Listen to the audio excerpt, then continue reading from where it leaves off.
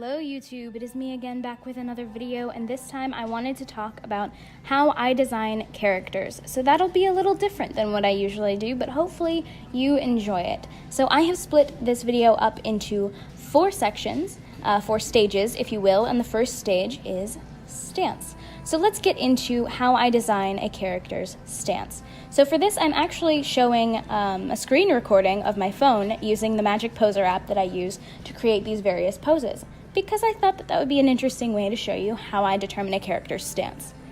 So as you can see right now, the first figure that I drew was a female figure. For this video, I will be doing a female and 2 male figures. So when I was scrolling through some of the poses, I was trying to think, what do I want this character's personality to be? How do I want this character's personality to be portrayed?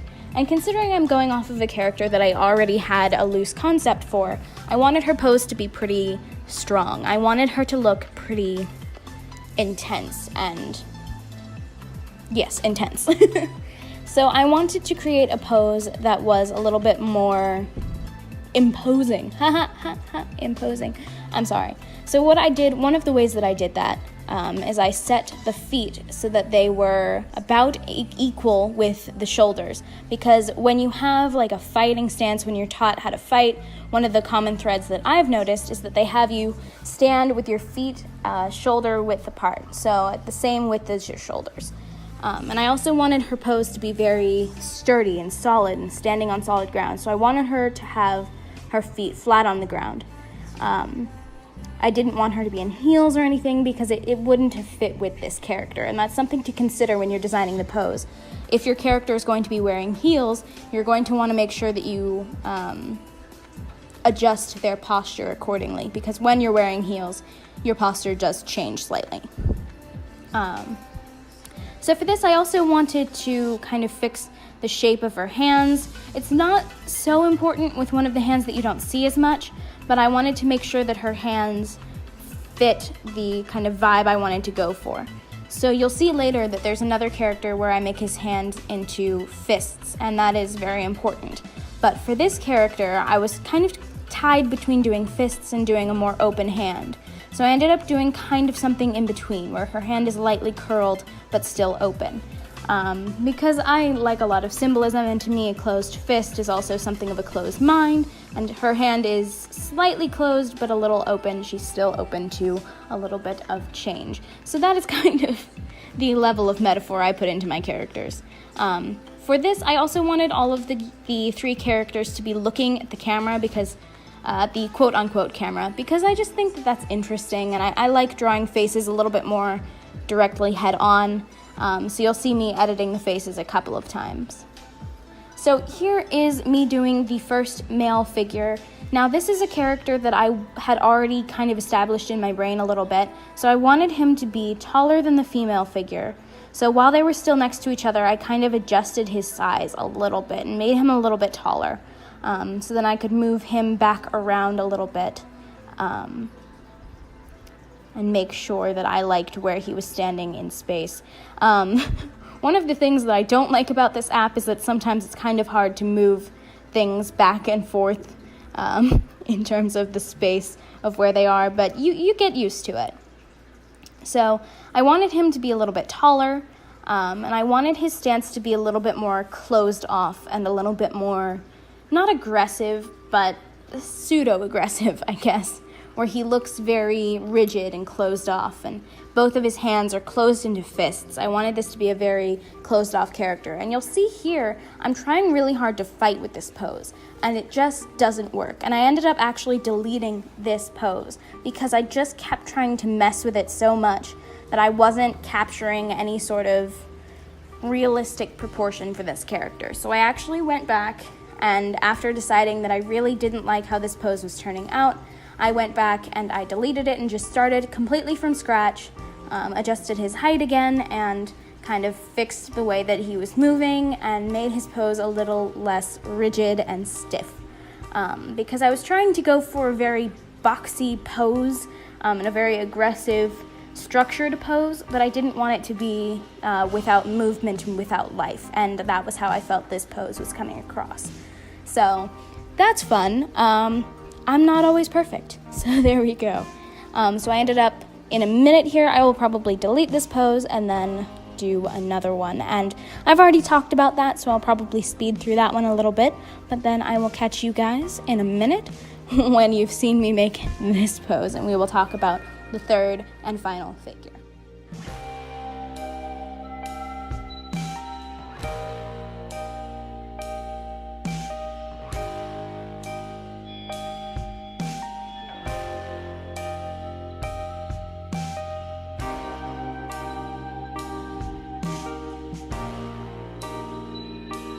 Alright, so now that we have those two poses, let's go in and make the third. So for this one, I chose the 1:8 ratio model, which means that the head proportions are a little different, which makes the person appear younger.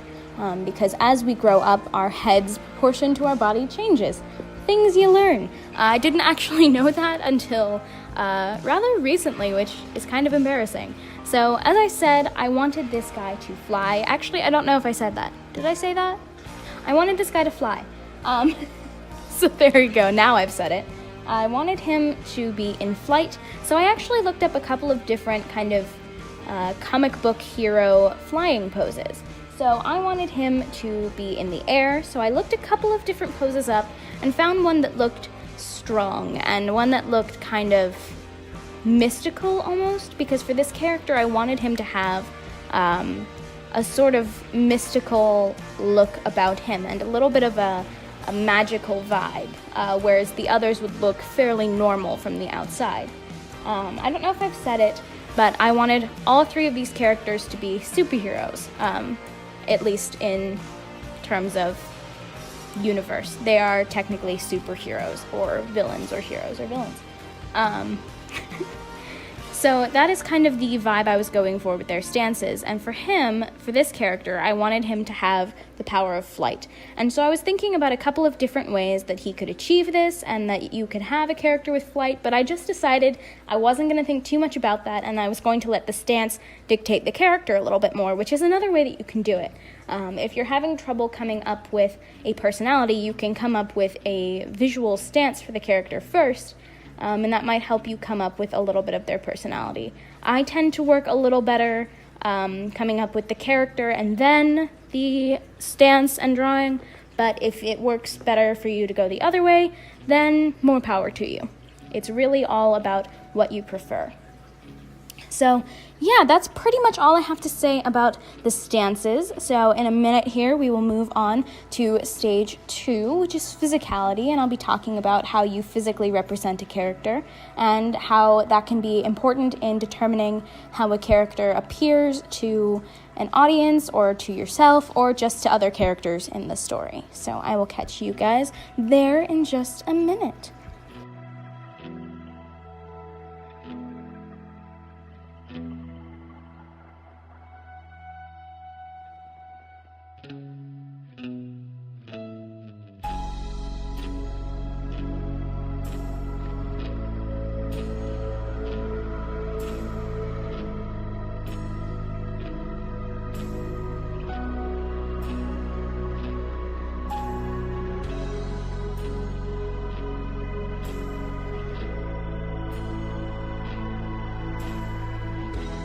Alright, so now we're back with physicality, and this time I'm in good old Krita, so this should be a little bit more of a familiar video format. Okay, so first I wanted to start with the female. So when I'm talking about physicality, one of the things that I think, that I'm thinking about, rather, is just how this character is physically proportioned. So are they muscular? Are they slender? What is their bust size? Do they have wide hips? Do they not? Things like that. With this female character, I wanted her to have a smaller bust size. I wanted her to have a little bit more muscle definition and tone than my usual characters do. I also wanted her to have something of a more structured facial shape. So a little bit more of a more set jaw, a little bit more defined cheekbones, things like that. I wanted her muscles to be a little bit larger, not horrendously because I wanted her musculature to be a little bit of a subtle feature, because the character's superpower is supposed to be superhuman strength. So I wanted there to be a little bit of subtlety into just how strong she was. But as you can see here, I'm kind of increasing the jawline a little bit, making it a little more structured.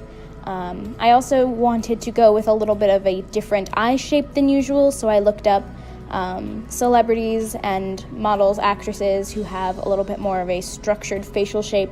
And for her, I was largely inspired by, I think her name is Olivia Wilde, in terms of just getting a little bit more of a structured facial shape.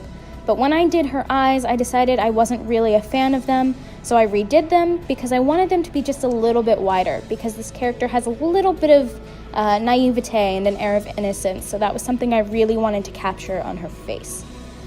So that was sort of where I went with her physicality. So now let's go to the male figure. I also wanted him to be more muscular. I wanted him to be a little bit more of your typical superhero build. One of the big inspirations for how I wanted this character to look physically in terms of his body I took was from the Black Panther, because, I don't know, I just really like him as a superhero. Just really wanted to draw someone Black Panther-y. So that was where I went with that. I added more muscle tone, especially to the shoulders, to the thighs, arms, and just kind of added a little bit more detail to the abs and chest area than I usually would, just to kind of give the illusion that this is a very strong, muscular, and well-built character. So as you can see, he has a lot more ridges, I guess you could say, than my usual characters.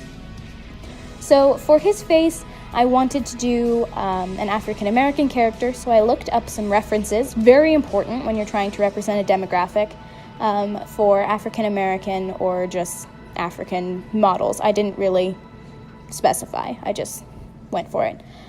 So that was what I pulled up, and I found that I liked a lot of the nose shapes where they were a little broader at the nose, and then they kind of got a little more slender towards the top. So I really liked that, where it was really kind of a triangular nose. Here, what I'm actually doing is adding cross-hatching, because I really liked the deep areas of shadow on the character. And I wanted to include some cross-hatching because this character's whole thing is meant to be that he controls and manipulates shadow. So I wanted the shadow to be very obvious on this character. So I added areas of just deeper shadow, and it looks a little creepy at some points, but I think it looked really cool in the end, and the end result was really fun. So I ended up adding cross-hatching to a lot of things from here on out, so you might get a little sick of the cross-hatching, but I thought it was really fun, so I hope you also think it's fun. So I just wanted to add some extra shadow around this character's face and body, and all that fun stuff, so I actually tried to create a larger sheet of cross-shading, but I actually didn't like the way that they meshed together, that there were some spots, so I ended up creating more of it later. So now on to this third character. I wanted him to be a little bit more youthful, so one of the things that I did was I looked up teen models and actors, and I know models and actors, and not all of your characters are supposed to be really pretty, but I'm addicted to drawing pretty people, so that's something that I have a hard time with.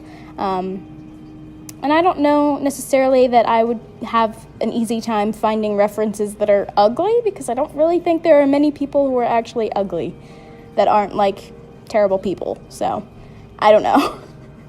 So I started off this one by just drawing over the lines directly, but I went in and I added sort of a more slender appearance to this character, because I wanted him to be a little thinner and a little slimmer than the others. I didn't want him to be necessarily so built. And one of the problems that I've always kind of had with this pose model is that it always seemed a little too broad in the chest for my liking. So I went in and I kind of shrunk some of his muscle areas and thinned him out a little bit, because I wanted him to be a little bit more, not scrawny, but a little bit more slender. So that was something that I went in and I tweaked. And I also went in and looked up a couple of different references for the face before I found one that I really liked. So then I went with a little bit more of a sweet and innocent looking face. It's kind of what I was going for. Someone who looks very young and youthful, and I wanted to capture something of an innocence on his face. So the downward slanted corners of his eyes were meant to be a little bit more sweet. And I hope that came across. I'm not sure if it did, but I hope that it did. I wanted to give him really cutesy features and just to be kind of an adorable character. But I did go back in, because of the nature of the universe that I was building him for, I did go back in and I added some scarring to him to kind of add a little bit of a nice contrast for a character who is very sweet in terms of their physicality, and then how I wanted them to be represented as still someone who's been through the ringer. So that was something that I thought was a really fun touch. That was actually inspired by one of the face references where he had this spot in his eyebrow that was just missing, and I thought that'd be really cool to have like a little bit of scarring on this character. And I decided I don't really get to draw scars that much, and not a lot of my characters have obvious scars, so I wanted to create, as you can see, electrical burns on this character, and I wanted them to be kind of all over the place in random spots on his body. And it was this decision that actually made me think, well, maybe he has powers tied to electricity. So this was where I kind of came back in and added little spots all over his body. And this is where I pulled the cross-hatching back in and added a little bit of cross-hatching into the scarred areas to show like a darkness where the scars are. And I thought that it ended up looking pretty cool. I hope that you like the way it looks too. As you can see, I kind of had to move things around a little to get rid of the white space in the cross-hatching, which is why I ended up going back later and making a different cross-hatching pattern, because I just wasn't liking how the edges looked. So that is why I did that, but I really liked how this all turned out. So I will catch you guys in a minute to go on with the next phase of designing a character.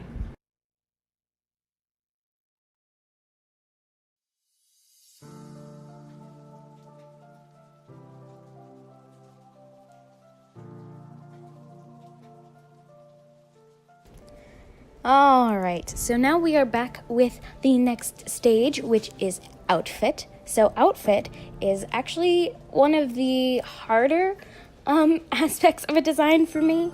As you may have seen with my character introduction for Dakota, I kind of struggle with designing cool outfits for my characters. So for this, I wanted to break it down into some basics. So I'm going to break down each of those basics for you now.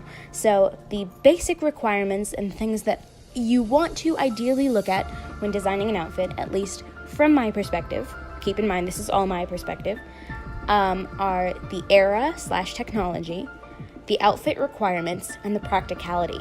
And there's a question mark next to practicality, because there are some characters who are not dressed practically for the situation, and that can actually lend itself to story. So let's start with era/technology. So if you're designing a character in the Victorian era, they're pretty much not going to have a jetpack or, really modern fashion for the Victorian age. So these are things that you want to consider. So if your character is meant to be in ancient Rome, they're not going to have petticoats. These are the things that you want to look at. And it's very important, at least to me, not necessarily, you don't have to, obviously, but it's very important to me if I'm going to be adding a character to a specific era or to a specific period of time. I'm sorry, my dogs have decided they want to be spazzy. If you want to add a character to a specific area in time, it's important to look up references. References are very important. So if you want to design a character who is from ancient Greece, it's very important that you have some sort of knowledge of how ancient Greeks might have dressed. And that will help you kind of give something to bounce off of when you're designing this character.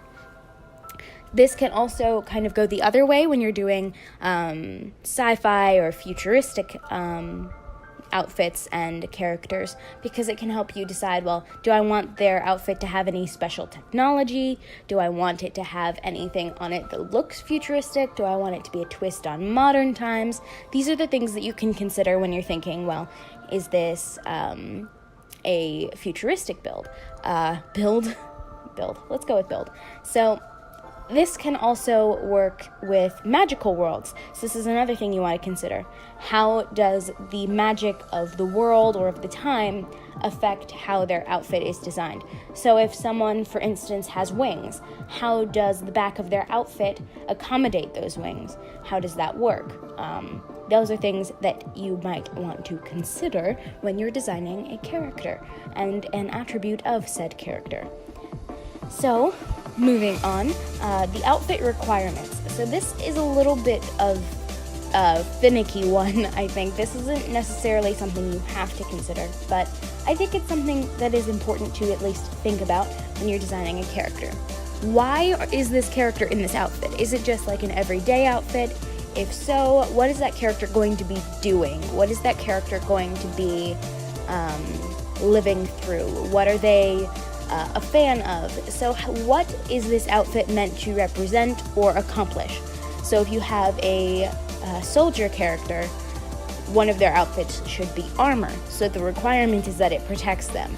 So when you're going to be drawing that, at least for me, it is probably best not to do like bikini armor, like, you know, your classic video game female armor. That's probably not what the outfit requires, because that actually probably wouldn't protect them really at all. And that also ties into practicality. Now, keep in mind, like I said earlier, a character isn't always dressed practically. For instance, I have a character named Hannah. Hannah is Hannah Valderall. She's great. She is a princess, and at one point throughout the story, she is plunged into a violent confrontation in her kingdom. And she's in a gigantic dress. And this actually really hinders her, because she finds that it's really hard to run and really hard to fight and really hard to defend yourself in a giant ball gown. So that is something that you want to consider. Is this character going to be dressed appropriately for the occasion that they're in? And if so, what might that appropriate attire look like? So if the character is going to be in a war zone, if they are going to be dressed practically, what might that look like? What are they fighting against, and what do they need protection from? So if they're going to be fighting a magical foe, are they going to have some sort of magical defense? If they are fighting with guns, are they going to have shields or riot shields, etc., and so forth? Those are the things that I consider when I'm designing an outfit.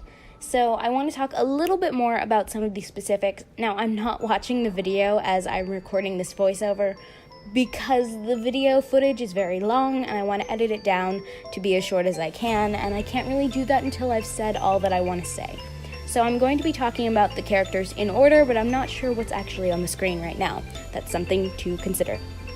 So for the female, I wanted to accentuate her super strength, which I thought would be kind of an interesting way to do that would be to really emphasize certain parts of her body. So her shoulders, I wanted to have the shoulder pads on it to accentuate her shoulders, and then the plates on her abdomen kind of look like abs, which is kind of important for me, at least, because her design is meant to imply that she has super strength, and that's meant to be something that you can visually see. Because when you're looking at superheroes, a lot of the time, you can kind of tell vaguely what their powers are. Heroes who can fly generally have a cape of some kind, things like that. When you can look at a character and tell what their superpower might be in a superhero universe, that to me is always a little fun nod, and for the sake of this universe, that would be something that they would do. Because this universe focuses on heroes and villains, and when you have your heroes and villains easily identifiable, that's something that you want to do. Because, you know, it makes for good media. Anyway, so moving on to our first male character, I wanted him to have a very Black Pantherian design. I know I've said this, I will say it again, I say it a lot. Black Panther. So I was kind of inspired by the silver design on the front of the Black Panther suit, but I wanted to make it a little bit more, I don't know. I wanted to emphasize a couple of different traits on his body. So I wanted to kind of play up his musculature a little bit more. And I liked the sharp kind of angles that I incorporated into this outfit, because for me it was kind of a nod to the very severe nature of this character and the intense nature. Usually when you have really sharp angles on an outfit, it kind of makes you think this character is a little more edgy, and that was kind of what I was going for, so I hope that came across. I also wanted his boots to be very techy, and I wanted him to look very kind of sleek and modern-ish. Like, I wanted him to look very sleek and not necessarily fashion-forward, but I don't know. Like, you know those adjectives they use to describe new, awesome cars? I wanted that. Let's just settle with that. I'm sorry, that was terrible. Anyway, so let's move on to our third figure. So he is going to be brightly colored, and that is something I'm going to touch on when I'm talking about color. But I wanted to emphasize his lightning powers, which I decided that he had. I'm not sure if I've mentioned that, and I think I should mention it now. So his lightning powers, I wanted to kind of emphasize those, so I added some actual like lightning symbols into his design here and there. So there's like a cloud with a light in his belt. There's like a little cloud with lightning coming out, and on his kind of chest there's a little cutout of a lightning bolt, because I thought that it would be fun. I also wanted to add to a little bit of the mystical elements, so I added like bracers that might channel his energy into his hands. I wanted to go with, for the boots, I wanted to go with a look that's almost like sneakers, because I wanted to lend to this idea that this character is very young and very kind of not juvenile, but just very inexperienced and young. And so I wanted to have almost like t-shirt and jeans kind of clothes made into superhero armor. And for him, I wanted to go with a little bit more of the kind of classic superhero. So, you know, your Superman, your Martian Manhunter, those designs that are very costumey rather than full-on armor. And that was something that I thought would be really fun for this character, because he is so young, and kind of the naive, classic look of a hero would be really alluring to him. So that would be something that I think would represent him really well and would be a really fun touch for his outfit. So with that, I'm going to leave it there, and anything that's left I'm going to just speed through so that we can get to the next section, which is color.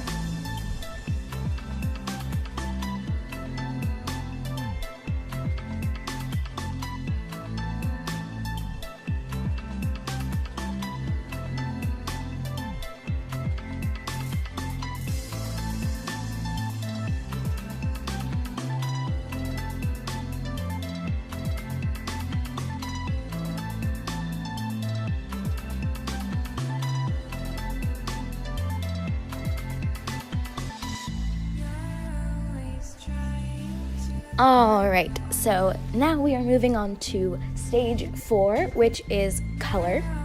I really like color. Color is one of my favorite parts of a drawing, so I hope that you enjoy watching me color. So I think I will talk mostly during the flat colors phase, and then I will let you guys just watch while I do like the shading and all of that, because I don't know why I would need to kind of repeat myself for the shading. So starting off with our female character, I wasn't really sure how I wanted to do her skin tone. I was torn a little bit. In my head, I had both a concept of her as maybe half Caucasian, half black, or maybe Indian or Hispanic, so I was kind of torn. I ended up trying to go for a little bit more Hispanic, but I might change it. I'm not completely sold on this character's design, which is something that happens sometimes. So I do like her outfit. I'm just not sure about her face and her hair. So I might do some tweaking on that, that if you follow me on Instagram, I'll probably post there. But for now, I ended up going with a little bit more of a Hispanic skin tone. And then throughout her outfit, I decided I wanted to go for more of a blue and white color scheme. So it's an off-white color, and it's a dark blue pretty much over the entire body, with the exception of a couple of lighter blue highlights. And I did this because for me the color blue represents a lot of things, but it tends to be kind of a quote-unquote good guy color. So it's not a color that you would see on the supervillain as much as you would the super goody two-shoes. So like when you think of a supervillain, you imagine black and red and really intense and dark colors. And for me, blue is a little bit more soft and welcoming. So instead of doing a light blue, I did a darker blue because this character has a little bit of hardship throughout the course of the story. So I wanted it to be more soothing color, so blue, but I darkened it so that it would kind of match her circumstances a little bit and be a little bit more symbolic of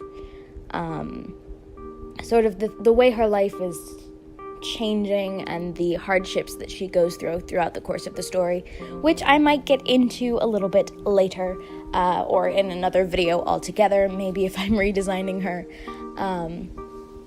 But anyway, so I wanted to go with the blue for that reason, and the white because I want her to be a very beacon of light character throughout the stories, and the accents and the strong presence of white in her design, I think, kind of lets her stand out a little bit against some of the other characters and against some of the other designs that I have going on. So I thought that would be a really fun touch to have her be blue and white.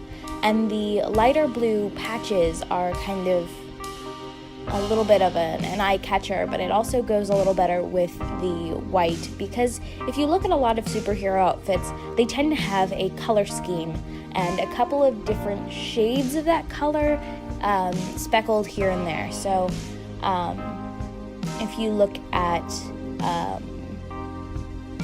goodness gracious, why can't I remember the name? Never mind, I'm just not even going to go down that path, because I am going to seriously mess up superhero names, because I'm tired. So anyway, I also wanted to give her a very futuristic look, so I tried to do a little bit more of an armor shading kind of appearance. So that was what I was going for here. And yeah, I hope that came across. So let's move on to our male character, our first male character, as I do his flat colors.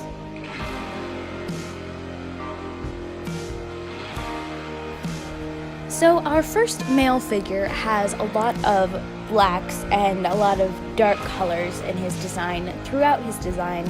Again, I was kind of going for a little bit of a Black Panther vibe, and his suit predominantly has a lot of black and silver, which is just such a cool vibe. I think it just looks really cool and really sleek, and I was really inspired by Black Panther for this whole design.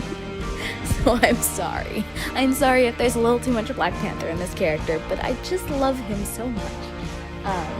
So this character is obviously dark-skinned. He has dark eyes, and because he's just got a very shadowy motif, so he has a lot of darker features. It kind of goes with the design of him.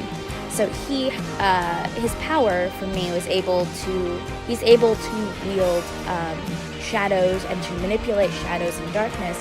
So for me, it just made sense that there were a lot of darker colors in his design and a lot of black, but the silver highlights are also there because, as even this character would tell you, because I know this character and my characters say things in my brain, there can be no pure shadow without at least a little bit of light. So there can be no shadow without light.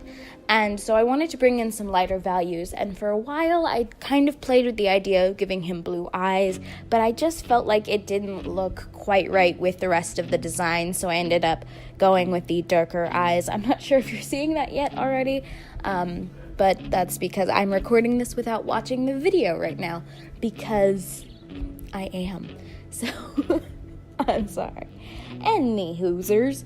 So, for his colors, I wanted to go with some silvery accents, but I wanted to have a couple of different, degrees of silver accents.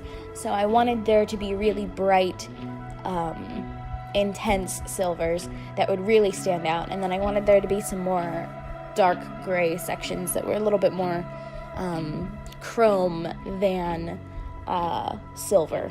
So I hope that came across. I wanted him to have a very techie look, especially with those boots. So those boots are actually heavily inspired by a reference that I saw online, and I'm not sure where the reference comes from. I just looked up futuristic boots, like sci-fi boots, I think, and I looked up a couple of different references, and that's kind of where I got the design for these boots from, because I'm not very good at shoes, so I hope that you can forgive me that one. Anyway, that is really all I have to say about the flat color washes for our first male figure. Let's get into, I think, our second male character here in just a second.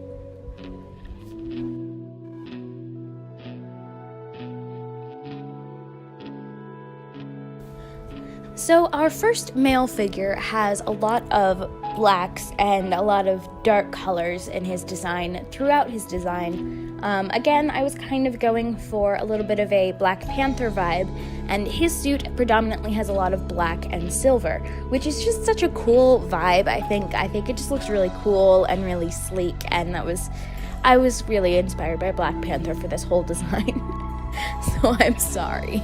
I'm sorry if there's a little too much of Black Panther in this character, but I just love him so much. So this character is obviously dark-skinned. He has dark eyes, and because he's just got a very shadowy motif, so he has a lot of darker features. It kind of goes with the design of him. So his power for me was he's able to wield shadows and to manipulate shadows and darkness. So for me, it just made sense that there were a lot of darker colors in his design and a lot of black, but the silver highlights are also there because, as even this character would tell you, because I know this character and my characters say things in my brain, there can be no pure shadow without at least a little bit of light. So there can be no shadow without light. And so I wanted to bring in some lighter values, and for a while I kind of played with the idea of giving him blue eyes, but I just felt like it didn't look quite right with the rest of the design, so I ended up going with the darker eyes. I'm not sure if you're seeing that yet already, but that's because I'm recording this without watching the video right now, because I am. So I'm sorry. Any hoosers. So, for his colors, I wanted to go with some silvery accents, but I wanted to have a couple of different, degrees of silver accents.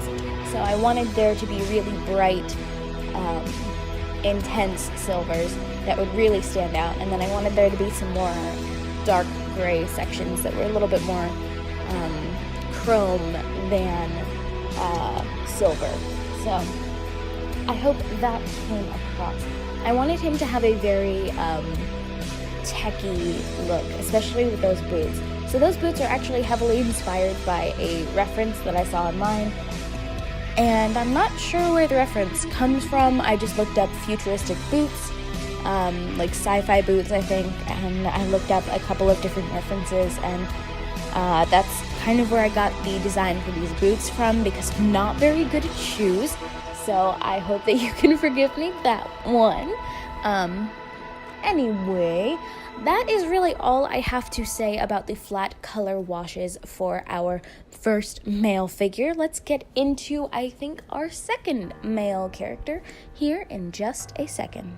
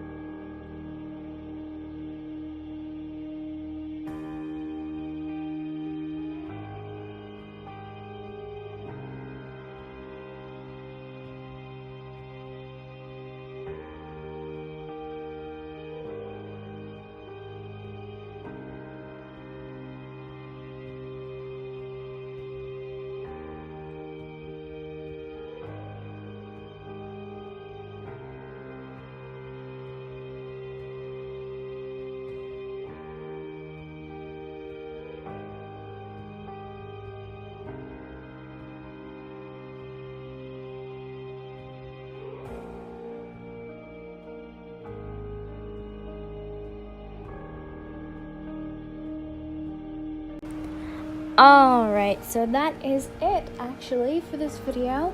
Basically, I just wanted to say that these characters came across really nicely. I'm pretty happy with most of them. 2 out of 3 ain't bad. I think I'm probably going to be tweaking the female's design a little bit. Keep posted on my Instagram if you want to see more, and that is probably where I'm going to be posting any changes I do with her. So, yeah, that is really all I got for this one. I know it's been a long video. This month is going to have 2 long videos from the looks of things, so I hope that you really enjoy the really long videos, and I will catch you guys in the next video. If you're subscribed, which you should be, you're watching my videos after all. I mean, why wouldn't you subscribe? I mean, clearly you must enjoy them if you've gotten this far, so, you know. And once you're down there, you should also leave a comment, because I really love reading your guys' comments. Whenever I see an email like, got a new comment, I'm always like, yes, let me stop everything I'm doing to read. And I always try to respond and leave little hearts on them. So, you know, I try. And usually succeed because I get like 1 or 2 comments per video. It's okay. And drop a like once you're down there, and you should hit that notification bell so you know when I post. And otherwise, yeah, you can follow me on Instagram, and you can follow me on Twitter. I'm trying to become a little more active. I've downloaded the app on my phone, so I now have no excuse. So yeah, that said, I think I will catch you guys in the next video. I hope that you've enjoyed, and I will see you guys next time.